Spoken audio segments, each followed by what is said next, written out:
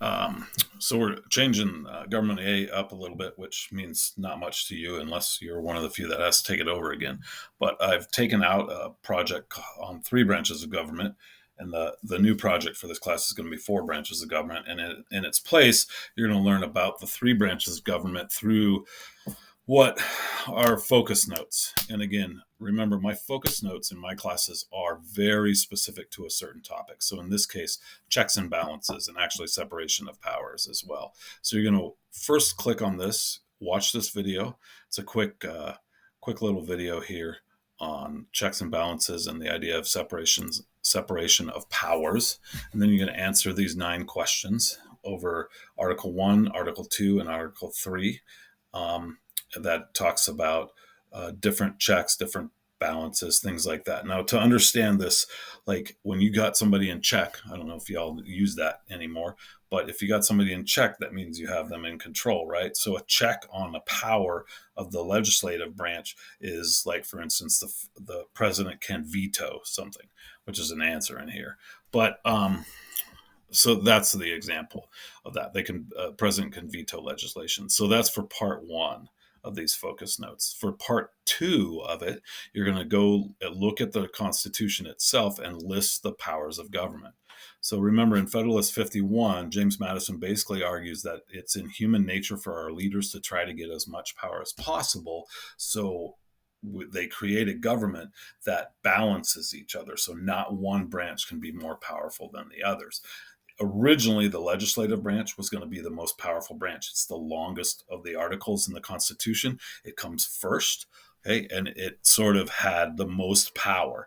In fact, it has the most powers that are specific to it. But over the years, particularly in times of war or things like that, the president has started to gain more and more power. And now they have executive orders, and they have different ways that they can wield the power of the presidency, and so they're kind of become a little bit more powerful than they were originally intended to be. So there's three branches, right? Legislative branch, executive branch, and judicial branch. What I've done for you is Article 1, Section 8 lists the powers. So list 8 of them here. Article 2, Section 2 lists 4 powers of the president. Each one of these is going to be worth a point. And Articles 3, Section 2, what is the main job or power of the judicial branch in relation to the other branches? So what is its duty? What is it supposed to do in regards to the legislative branch or the executive branch? Again, highlight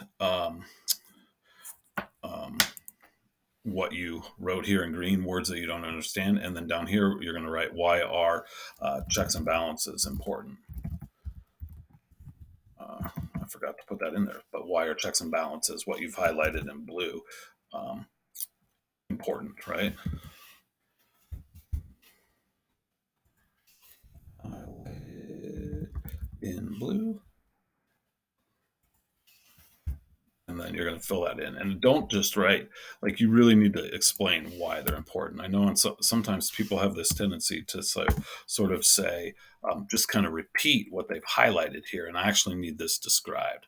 You need to tell me why they're important. Then the second part, the last part in two, using complete sentence, explain the roles and functions of the three branches of government. So you're going to do it, let's do it in 2 to 3 complete sentences. It's real brief. Don't get too deep into it.